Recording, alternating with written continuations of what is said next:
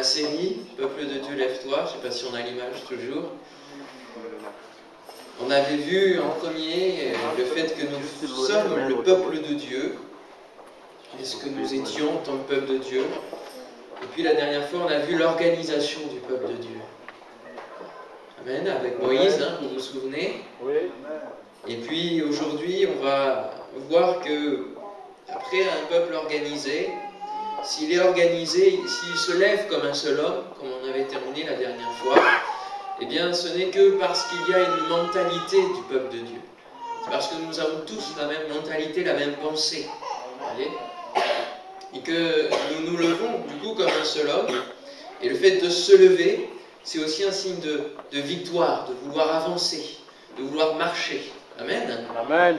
Et pour marcher, il faut avoir une certaine mentalité. Pour se lever, il faut le décider. Il faut être motivé, poussé par un état d'esprit qui est là. Alors je vous invite à prendre le psaume 29. On va prendre ce premier texte, le psaume 29.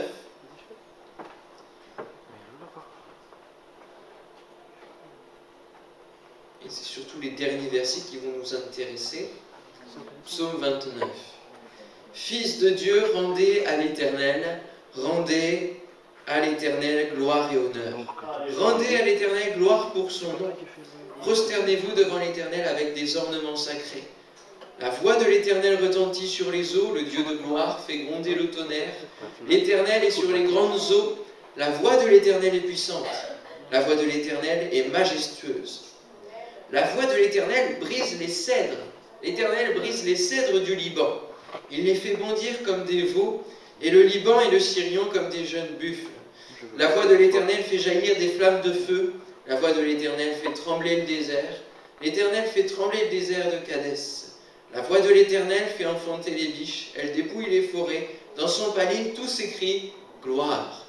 L'Éternel était sur son trône lors du déluge. L'Éternel sur son trône règne éternellement. L'Éternel donne la force à son peuple. L'Éternel bénit son peuple et le rend heureux. Amen. Amen. Alléluia. Amen. L'Éternel donne la force à son peuple. Et c'est Dieu qui va nous donner cette mentalité. Et ce que j'aimerais voir, c'est premièrement que nous devons avoir une mentalité de vainqueur. Celui qui se lève, celui qui veut avancer, celui qui commence une marche, une course, il est présent avec cette mentalité de vainqueur. Et la question qui se pose, est-ce que le peuple de Dieu a encore ce feu, a encore cette mentalité de victoire pour avancer, pour continuer à avancer? Est-ce que nous avons encore ce bouillonnement intérieur, cette passion de Dieu qui amène à ce que notre mentalité soit une mentalité toujours victorieuse? C'est pas toujours facile, mais pourtant c'est ce que le Seigneur désire, que le peuple de Dieu soit victorieux et marche avec victoire. C'est vrai que c'est un thème qui est intéressant, la victoire, hein? Et souvent il y a des séminaires pour la délivrance, la guérison, pour la victoire, et c'est des séminaires qui sont suivis, parce que c'est des thèmes qui sont importants pour nous, et qui nous font aller dans le positif, finalement. Vous voyez?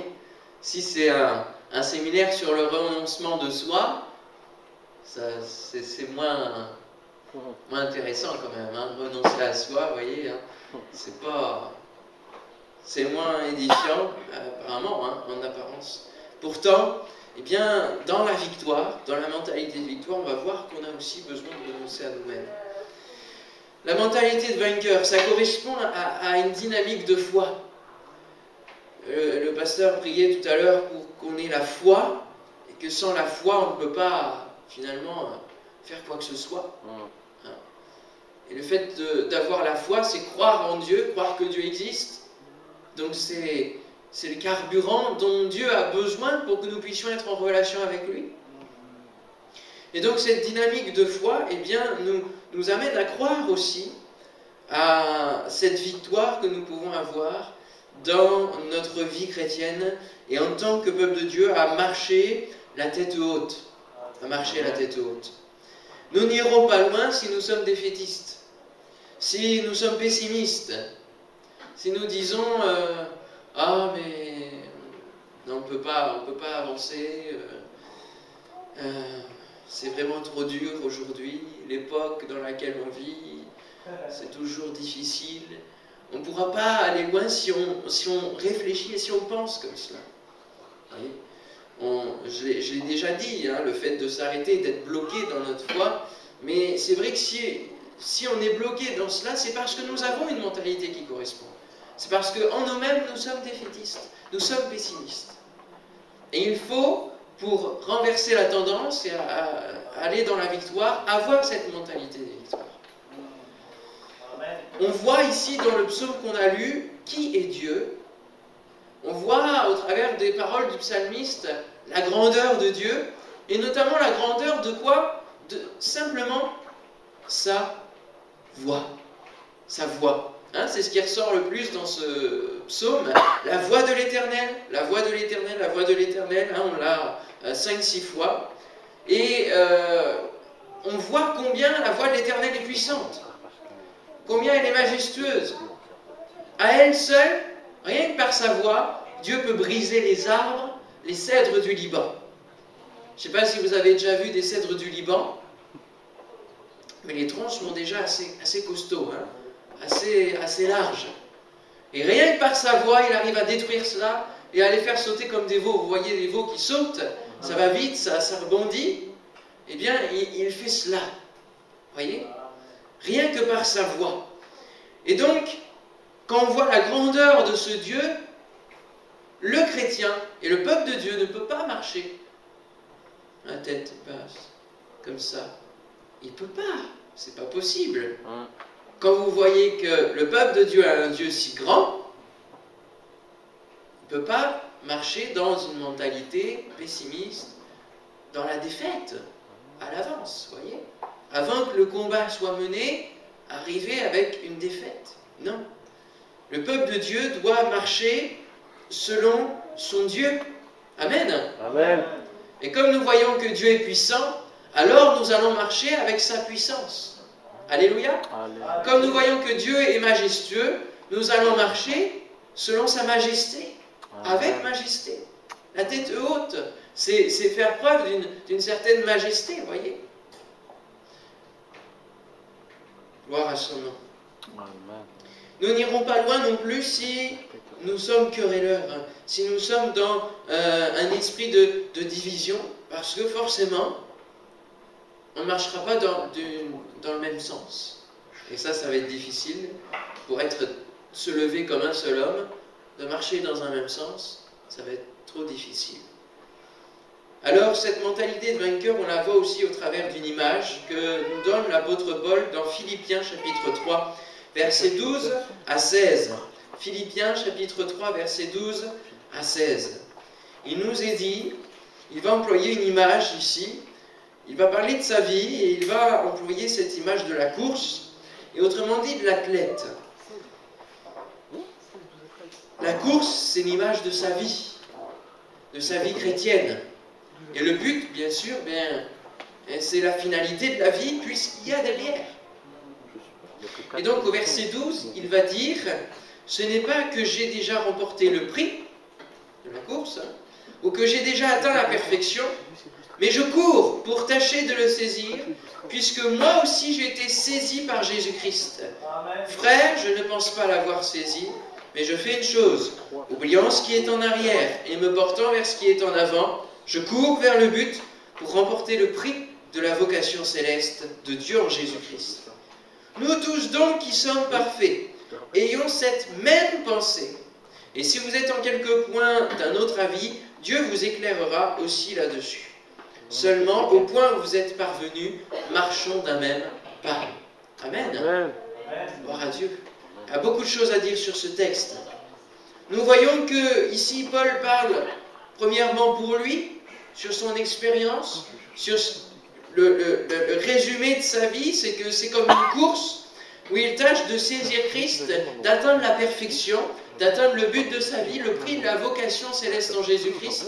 C'est-à-dire il cherche à exceller au mieux dans sa vie pour Dieu, à lui plaire le mieux possible pour arriver à l'éternité. D'accord? À remporter ce prix. C'est ça le prix qu'il recherche. Et donc il est dit ici qu'il est saisi par Jésus-Christ. Et pour remporter ce prix, il faut, et il va parler, du coup il va élargir le champ, nous tous donc qui sommes parfaits, ayons cette même pensée. Et pour marcher et remporter ce prix, il faut que nous ayons cette même pensée. Voyez, marchons d'un même pas. Et on voit ici vraiment l'image du peuple qui se lève, l'action de se lever, hein, oubliant ce qui est en arrière et me portant vers ce qui est en avant. Et vous savez que lors le départ d'une course, comment sont les athlètes? Ils sont là, ils attendent pour partir? Oui? Vous n'avez jamais regardé des courses alors? Ils sont comme ça. Ils se portent en avant. C'est comme le dit Paul. Ils se portent en avant. Et ça, c'est signe que la tête, la mentalité va vers l'avant. Voyez? Ça, c'est important. Ils se portent en avant. Si nous restons debout comme ça, on va partir moins vite que les autres. Parce qu'il faut élancer tout le corps. Tandis que si on est comme ça, on est déjà porté en avant et hop, on va partir. Voyez? Et on va grandir petit à petit. Voyez, on se lève, on part vraiment d'en bas et on monte. Et l'image de notre vie chrétienne et l'image de l'Église, c'est aussi cela. Être dans les starting blocks, comme on dit, nous porter en avant. C'est-à-dire mettre notre mentalité. Déjà, et en plus, vous avez cette image aussi d'être courbé, donc d'être soumis aussi. Et donc, cette mentalité, c'est la première chose, la tête est en avant, la mentalité est changée. La même pensée. Amen. Amen. Pour qu'on soit d'un même pas, il faut qu'on ait le même objectif, la même pensée. Et donc, pour avoir une mentalité de vainqueur, il faut être saisi par Jésus-Christ. Amen. Amen. Alléluia. Alléluia. Pourquoi il faut être saisi par Jésus? Hein? Pourquoi? Parce qu'on peut dire oui, il faut être vainqueur, oui, il faut être saisi par Jésus-Christ, mais pourquoi? Pourquoi je vous dis ça? Pourquoi Paul dit qu'il est saisi par Jésus-Christ? Tout simplement parce que Jésus est le premier vainqueur. Amen. Amen.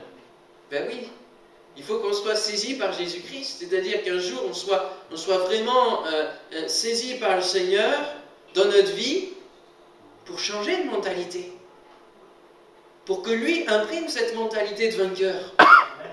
Être saisi par Jésus-Christ comme un coach, parce que lui, il a déjà été vainqueur.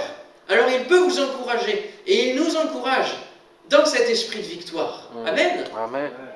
Il a eu la victoire à la croix. Amen.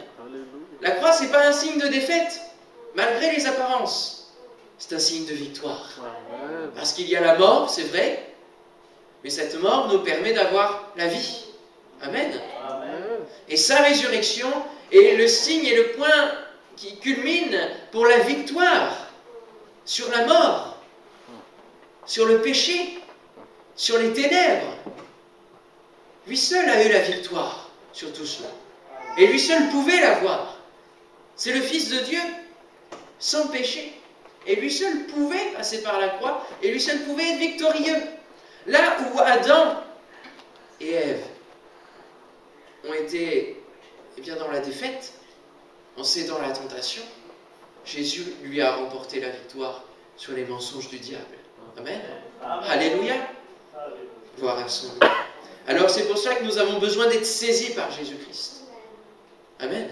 Nous avons besoin d'être saisis pour avoir cette mentalité de victorieux, de vainqueur. Nous avons besoin d'être saisis. Est-ce que vous avez été saisis par Jésus-Christ? Est-ce que vous êtes saisis de temps en temps par Jésus-Christ? Régulièrement par Jésus-Christ? C'est important, hein?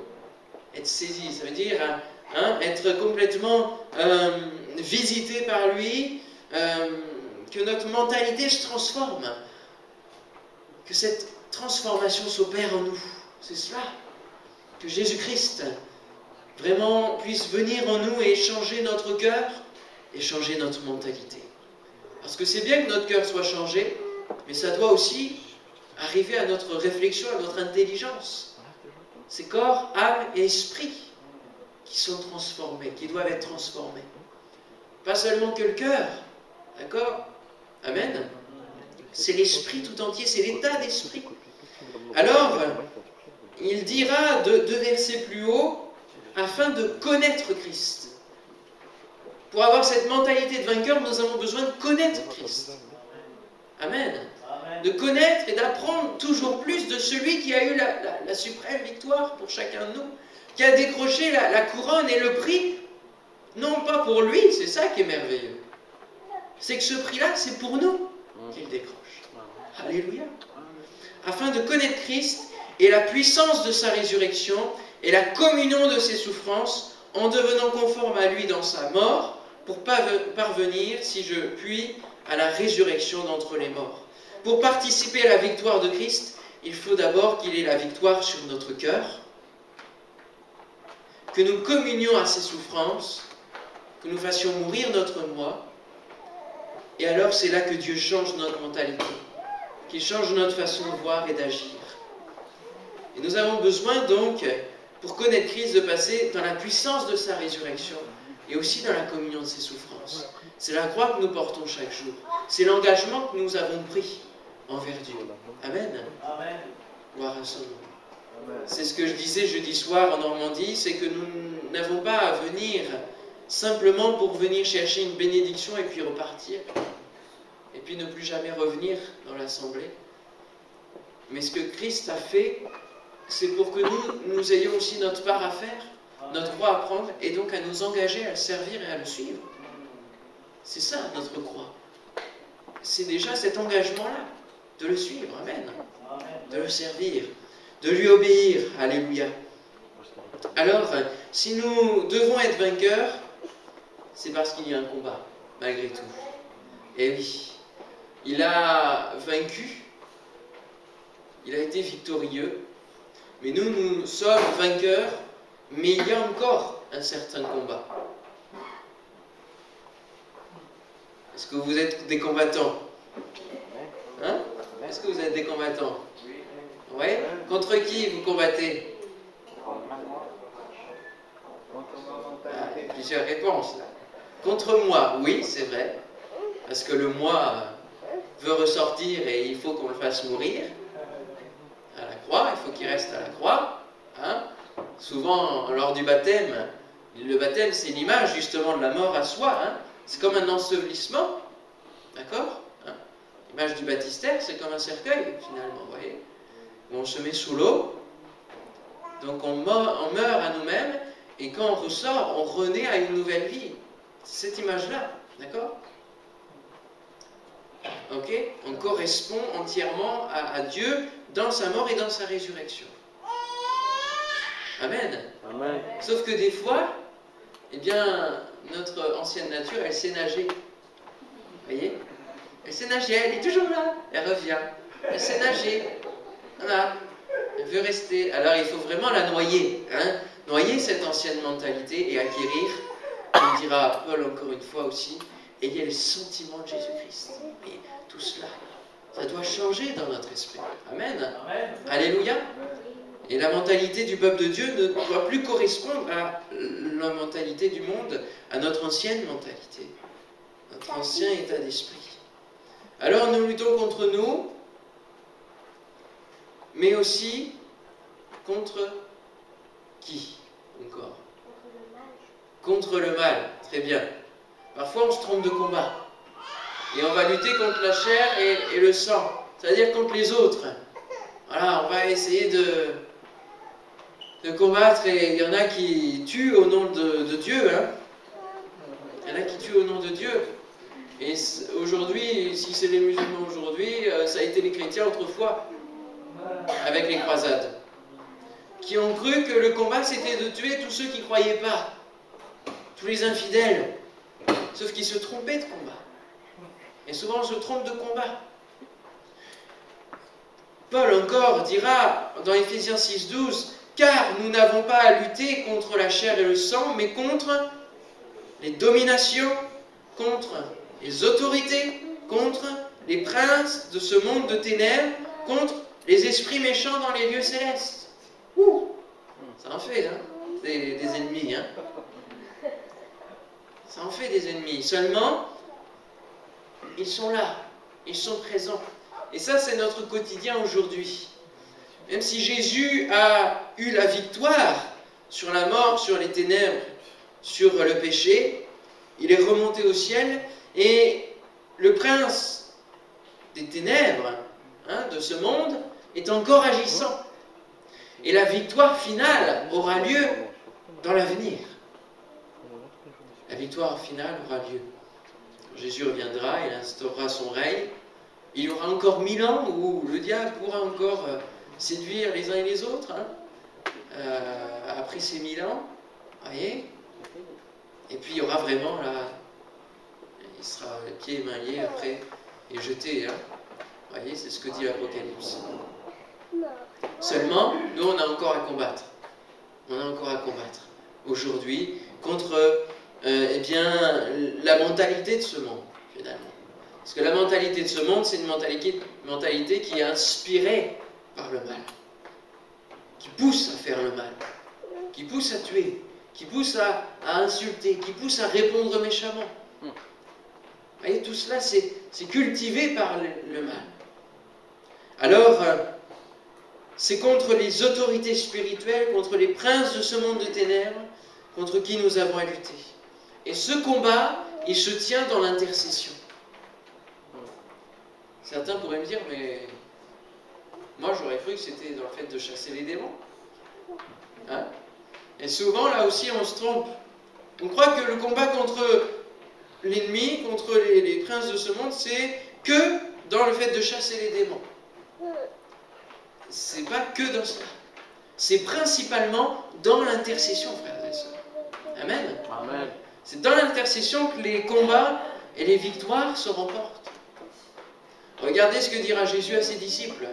Lorsque un père sera venu vers eux pour délivrer leur enfant, ils n'auront pas réussi. Ils n'ont pas réussi et ils se tournent vers Jésus. Et il va leur dire que cette sorte de démon ne sort que par le jeûne et la prière. Donc c'est que dans cette intercession forte et intense, persévérante, que la victoire s'acquiert. Il ne leur a pas dit, vous n'avez pas assez chassé les démons. Vous n'avez pas assez ordonné aux démons de partir. Non. Voyez, il fallait vraiment qu'il y ait le jeûne et prière qui accompagne cette action. Donc, il est vrai que nous avons à chasser les démons, mais bien souvent, on se trouve ridicule parce qu'on chasse les démons là où il n'y en a pas, et on ne chasse pas là où il y en a, vraiment. Et du coup, l'ennemi, lui, il rigole. Alors là, excusez-moi l'expression, mais il se tape des barres de rire parce que on est complètement à côté de la plaque. Complètement à côté. Et alors que c'est lui qui devrait se trouver ridicule, livré publiquement en spectacle, c'est l'Église, c'est le peuple de Dieu. Voyez? Parce que le peuple de Dieu n'a pas assez de discernement. Parce que le peuple de Dieu ne prie pas assez. Et du coup, on reste avec... on veut chasser des démons dans des personnes qui n'en ont pas. Du coup, après, on se retrouve avec. Et puis, alors que des fois, il y a certains symptômes, certaines pathologies qui montrent qu'il y a vraiment quelque chose sur une personne, eh bien, on va la laisser vivre dans le peuple de Dieu sans rien faire. Vous voyez? Donc, il est important que nous ne nous trompions pas de combat, ni de méthode de combat. Amen. Relisez Éphésiens chapitre 6, avec toutes les armes de Dieu. Éphésiens chapitre 6. Relisez-le en entier chez vous, avec toutes les armes. Je pense que c'est assez clair, les armes, tout est bien détaillé. Je n'ai pas besoin d'en faire plus. Amen. Amen. Alléluia. Alors il faut qu'on se retrouve vainqueur sur eux, sur toutes ces puissances. Et il ne faut pas en avoir peur, parce que souvent on accorde beaucoup d'importance à l'ennemi. Et écoutez les chrétiens parler. Si un chrétien parle plus du diable que de Dieu, ça veut dire qu'il y a un déséquilibre dans sa mentalité, un déséquilibre dans sa manière de voir, dans son état d'esprit, dans sa vie spirituelle. Il y a un déséquilibre, parce qu'il est plus porté sur les choses de diable que sur les choses de Dieu. Parce que ce qui sort de notre bouche, c'est ce qui reflète notre cœur. Hein. Amen. Donc n'accordons pas plus d'importance au diable qu'il doit en avoir. Il n'a pas tous les pouvoirs. Il n'a pas toutes les capacités. Il n'est pas omniprésent. D'accord? D'accord? Vous en êtes convaincu de ça? Parce que souvent on dit, oui, le diable, c'est le diable, c'est le diable, c'est ceci. On l'accuse de beaucoup de choses. Comme disait le pasteur Forchelet hier, hein, vous connaissez l'histoire du diable qui arrive en pleurant devant Dieu. Non? Il arrive en pleurant et puis il dit, si tu savais tout ce que le chrétien m'accable, alors que j'y suis pour rien.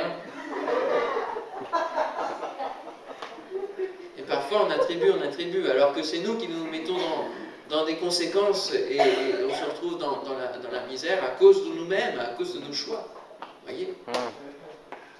Et à cause aussi du fait qu'on ne demande peut-être pas la direction du Seigneur. Donc on doit ne pas accorder à Satan une place qui ne lui appartient pas. Il n'est pas omniprésent, c'est pour ça qu'il a toutes ces autorités et domination. Il envoie sur la terre les démons, les princes de ceci, de cela, et pour régner. Donc il visite, hein, et il dit, je m'en allais visiter la terre. Hein, c'est ce que le diable disait dans Job, si vous vous rappelez. Hein, on allait visiter la terre, donc ça veut dire qu'il n'est pas omniprésent. D'accord? Amen? Amen. Donc on doit avoir le dessus sur l'ennemi. Parce que la promesse, c'est que Satan est...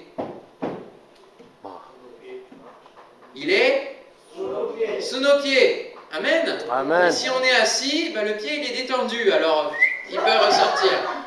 D'accord? Tandis que si on marche et qu'on est là, on peut appuyer. Amen? Amen. Et on peut marcher. Et à chaque pas de foi, c'est mettre Satan sous nos pieds. Parce que c'est faire confiance à Dieu. Amen. Amen. Alléluia. Ça c'est important. Alléluia. Amen. Et on peut marcher que parce que l'Éternel donne la force à son peuple. Amen. Et on peut marcher vraiment que comme cela. Ne comptons pas sur nos propres forces. La Bible qui dit, ni par force, ni par puissance, mais par mon esprit. Par la puissance et la force que mon esprit peut donner, finalement. D'accord? Et pas par nos propres capacités, mais seulement par la force que Dieu donne à son peuple. Et tout ce que nous pouvons faire, on l'a chanté, on l'a reconnu ce matin, c'est bien grâce à Dieu. C'est bien parce que Dieu nous tient dans sa main. Et cette mentalité de vainqueur s'acquiert auprès de lui, dans le ciel. Amen. Et c'est justement parce que nous sommes connectés au ciel que nous sommes rivés les yeux sur la croix de Christ, sur la victoire qu'il a eue, que le diable, on s'en moque. Et on combat contre lui, mais voyez, on est au-dessus. Amen. Amen. Nous sommes assis dans les lieux célestes avec Christ. Alléluia. On doit dominer. On doit dominer. Alléluia. Amen. Et un témoignage court. Je sens qu'il faut insister par rapport à l'ennemi, les démons, tout cela, le fait de chasser les démons. Et le fait que nous avons surtout à intercéder pour les délivrances. J'ai lu, donc, il n'y a pas tellement longtemps, dans un livre qu'un serviteur de Dieu expliquait justement qu'il y avait une personne qui avait été possédée, voyez, d'un démon. Et puis, vraiment, ça l'a emmené à se meurtrir, etc. Et il est venu dans une certaine église, et puis les personnes ont vu cela. Et puis il a dû repartir en hôpital, etc. à plus de 300 km. Voyez, parce que l'hôpital qui existait, c'était que à 300 km. Hôpital psychiatrique, tout cela.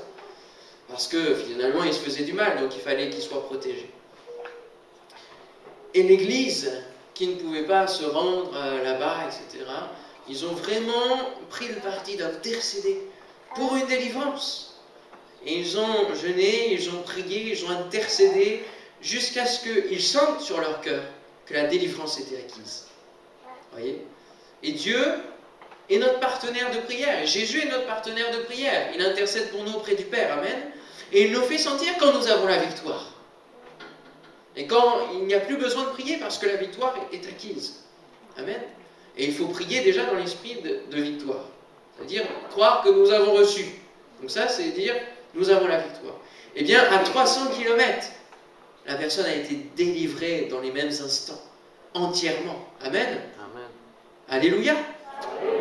Complètement guéri, délivré. Donc, vous voyez, des fois, on a l'impression qu'il faut chasser partout, mais il faut surtout prier. Amen. On avait une personne ici qui a quitté l'église il y a plus de 22 ans et qui était dans un état de dépression. Donc, la dépression, c'est pas le fait d'être possédé, hein, attention. Mettons bien les choses où il faut, hein, tout le monde n'est pas possédé non plus. Et un chrétien ne peut pas être possédé. Je tiens à l'affirmer. Amen. Amen. Un chrétien, donc disciple de Christ, s'il suit Christ, il ne peut pas être possédé. Parce que Christ est en lui.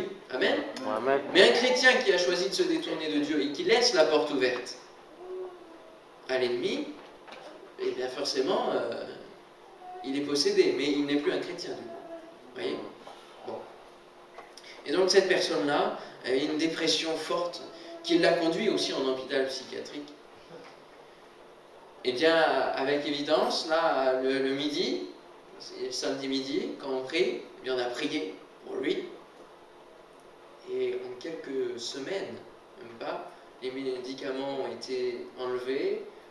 Il est sorti de l'hôpital psychiatrique, il va de mieux en mieux. Amen. Amen. Alléluia. Amen. Donc ça, c'est le fruit de la prière, de l'intercession fervente. Amen. Amen. De celui qui a une mentalité de vainqueur. De croire que nous allons avoir l'exaucement et la délivrance. Amen. Ça, c'est important. Gloire à Dieu. Que son nom soit béni. Hein, et il veut faire encore plus. Il veut faire encore plus au milieu de nous. Alléluia. Donc si vous avez des personnes qui sont peut-être dans la dépression, qui ont peut-être, vous dites, des liens, voyez, parce qu'il y a différentes manières de possession. Il y a des fois des personnes qui ont simplement des liens, vous voyez, qui ont donné un accès un jour au diable et qui sont tenus par cela. Mais ça ne veut pas dire qu'ils sont possédés pour autant. Posséder, c'est être vraiment déconnecté aussi de son propre esprit. Voyez. Faire des choses dont on n'a pas le contrôle. Donc on a besoin de prier. Et priez pour eux et croyez que Dieu va les délivrer. Et donnez-nous les sujets pour qu'on prie ensemble. Amen. Pour leur délivrance, si vous connaissez des personnes comme cela. Parce que Dieu peut vraiment agir. Amen. Amen. Alors, quelle est cette force que Dieu donne à son peuple? Eh bien, c'est la joie déjà. La joie du Seigneur sera votre force. Amen. La joie du Seigneur sera votre force. Dieu communique et renouvelle sa force envers chacun de nous au travers de la joie du salut, de l'espérance de son retour, de l'espérance de voir Dieu dans l'éternité. Alors, il y a ce dicton qui dit « l'espoir fait vivre ». Et c'est vrai, l'espoir fait vivre. Amen. Hein, des fois, on peut dire, et cette expression, elle est employée pour dire « oui, voilà, t'es bien crédule pour l'espoir fait vivre hein. ». Ça veut dire vraiment, t'as de l'espoir, mais ta situation, c'est pas top, quoi. Hein. Ton espoir, il va pas servir à grand-chose. Pourtant, nous, on peut vraiment dire l'espoir fait vivre. Amen. Parce que l'espoir de voir Christ et l'espoir du salut est vraiment quelque chose qui est notre force. Gédéon avait à lutter contre les dieux installés dans le pays. Hein? Vous connaissez Gédéon, son histoire? Eh bien, on voit dans Juges chapitre 6, versets 13 et 14, alors que Gédéon va manquer de courage, va manquer de cet esprit, de cette mentalité de victoire, parce qu'ils sont plongés sous la domination des Philistins depuis déjà pas mal d'années, et que les dieux étrangers sont là installés, il y a des autels de partout, eh bien Dieu va le fortifier. Juges chapitre 6, versets 13 et 14, Gédéon lui dit, « Ah mon Seigneur, si l'Éternel est avec nous, pourquoi toutes ces choses nous sont-elles arrivées? Et où sont tous ces prodiges que nos pères nous racontent quand ils disent l'Éternel ne nous a-t-il pas fait monter hors d'Égypte? Maintenant l'Éternel nous abandonne et il nous livre entre les mains de Madian. L'Éternel se tourna vers lui et lui dit, va avec cette force que tu as et délivre Israël de la main de Madian. N'est-ce pas moi qui t'envoie? Amen. Amen. Amen. Et oui, là Gédéon, il était plus bas que terre, hein? Plus bas que terre dans sa mentalité, dans son cœur. Vraiment, regardez ce qu'il dit, l'Éternel nous abandonne. C'est fort. Pourtant, on le dit des fois. Hein. Seigneur, tu m'as abandonné. Tu m'as abandonné. Je t'entends plus, je te vois plus. Hein? Je vois plus de miracles. Le Seigneur nous a abandonnés, il n'est plus au milieu de nous. Non. Non, non, non, non. Ne disons pas ça. Et acquérons cet esprit de victoire. Amen. Parce que l'Éternel va se tourner vers lui et va dire, va avec cette force que tu as. Va avec la force de ma parole. Amen.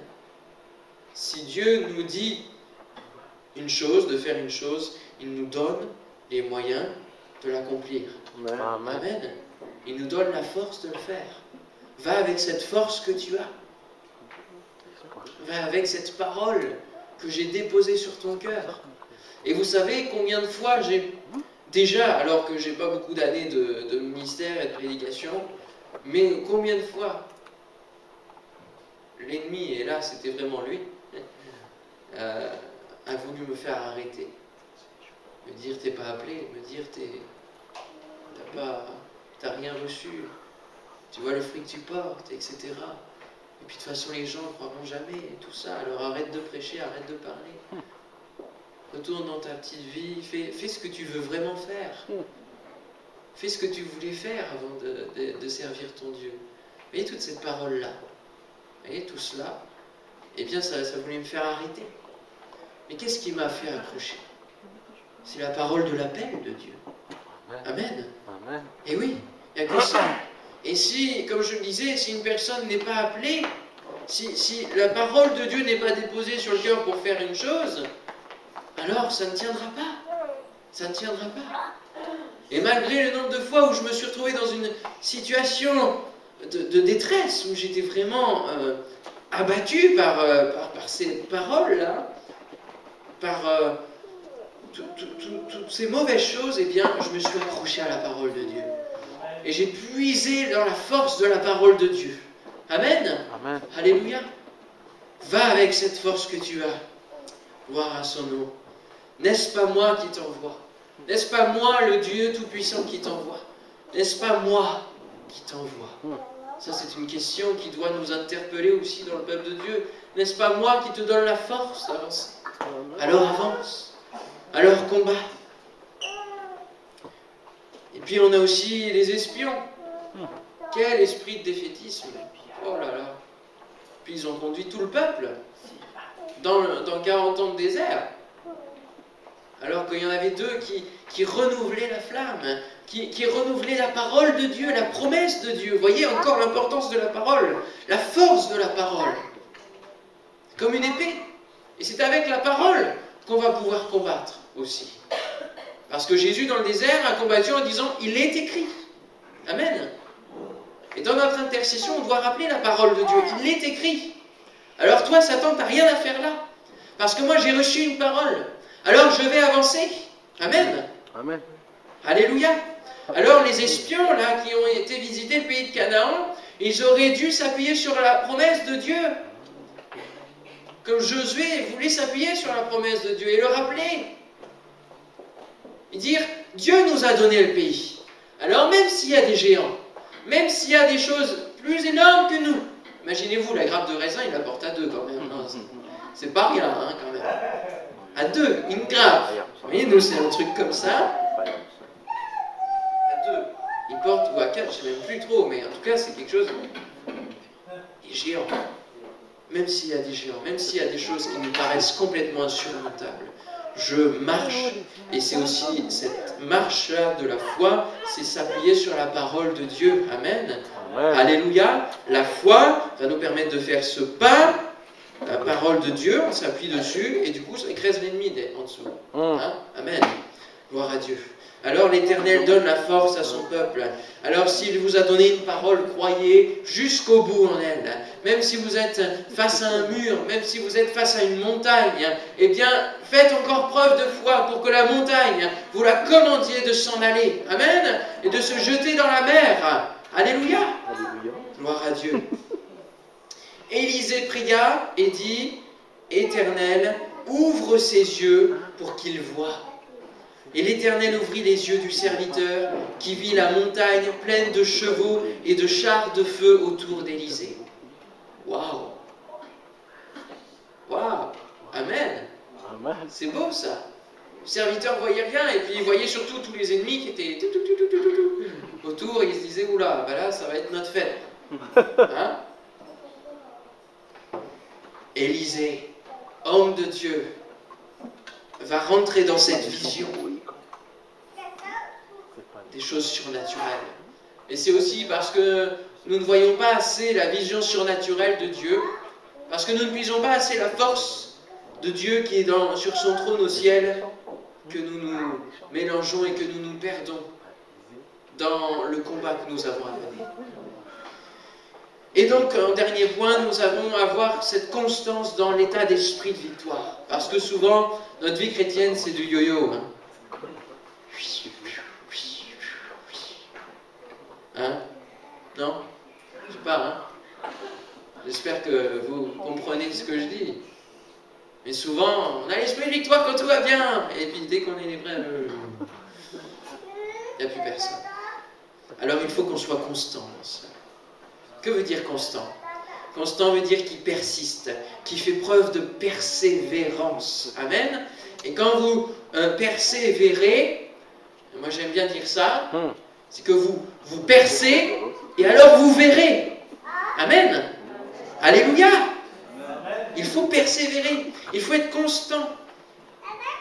On ne peut être que constant qu'en ayant reçu l'équilibre dans nos vies, dans cette mentalité de victoire. Et cet équilibre-là, il nous vient du Saint-Esprit qui nous le donne. Et même si la difficulté est là, disons-nous que ce qui compte, eh bien, c'est notre éternité. Alors peu importe si nous perdons des choses terrestres dans cette terre, sur cette terre, ce qui compte, c'est l'éternité. Amen. Alors nous demeurons fermes, comme Daniel et ses compagnons. Nous demeurons fermes, nous persévérons dans la parole de l'Éternel. Jacob a reçu la bénédiction parce qu'il a persévéré dans le combat. Et là, il ne combattait pas contre les esprits mauvais, il combattait contre Dieu lui-même. Vous voyez? Et il a dit au cœur du combat, je ne m'en irai que tu m'aies béni. Amen. Et nous aussi, nous devons ne pas nous en aller du cœur de l'intercession, avoir toujours ce sujet jusqu'à ce que nous ayons la bénédiction. Combien de fois nous avons un sujet à cœur et puis au bout de certaines semaines, alors que nous ne voyons rien, pouf, nous baissons les bras et puis ben c'est bon quoi. Le Seigneur a encore une fois de plus pas répondu. Mais la faute à qui? Pas à Dieu, à nous, par manque de persévérance. Quand nous avons un sujet de prière, intercédons, intercédons, intercédons, intercédons, intercédons, intercédons, persévérons, persévérons, persévérons, persévérons, persévérons, et gagnons. Amen. Amen. Alléluia. Amen. Oui, soyons constants. Il dit encore, ton nom ne sera plus Jacob, mais tu seras appelé Israël, car tu as lutté avec Dieu et avec des hommes, et tu as été vainqueur. Amen. Tu as été vainqueur.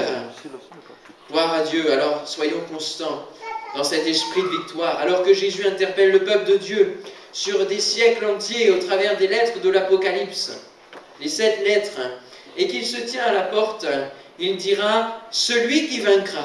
Il terminera toujours ses lettres par cette expression « À celui qui vaincra, je le ferai asseoir avec moi sur mon trône, comme moi j'ai vaincu et je me suis assis avec mon Père sur son trône. » Amen. C'est ça ce qui nous attend. Mais il faut que ce soit que les vainqueurs. C'est que les vainqueurs. C'est que ceux qui vont au bout de leur course, au bout de leur vie, qui persévèrent tout au long de leur vie, et qui ont la victoire, qui hériteront du trône de Dieu, d'être avec Dieu. Les autres, ils resteront. Donc voyez combien cette mentalité de victoire est importante pour chacune de nos vies, pour persévérer et marcher. Amen. Et aussi en tant que peuple de Dieu. Alléluia. Que nous puissions marcher comme un seul homme. Amen. On prie le Seigneur ensemble. Gloire à Dieu. Seigneur, nous voulons te bénir, on se lève. Comme signe de victoire, déjà, on se lève ensemble. Seigneur, nous voulons te bénir et te remercier pour ta parole, parce que ta parole est source de force et source de foi, pour que nous puissions avancer, nous lever et marcher comme un peuple, comme un seul homme, ton peuple, le peuple de Dieu, que nous puissions nous lever et marcher et commencer à voir la victoire. Seigneur, donne à chacun de tes enfants, Seigneur, ce matin, d'être saisis par toi. Seigneur, qu'ils crient à toi et qu'ils soient saisis par toi. Au nom de Jésus. Seigneur, je te prie pour que chacune de nos mentalités puisse être dans cette même pensée de victoire, Seigneur.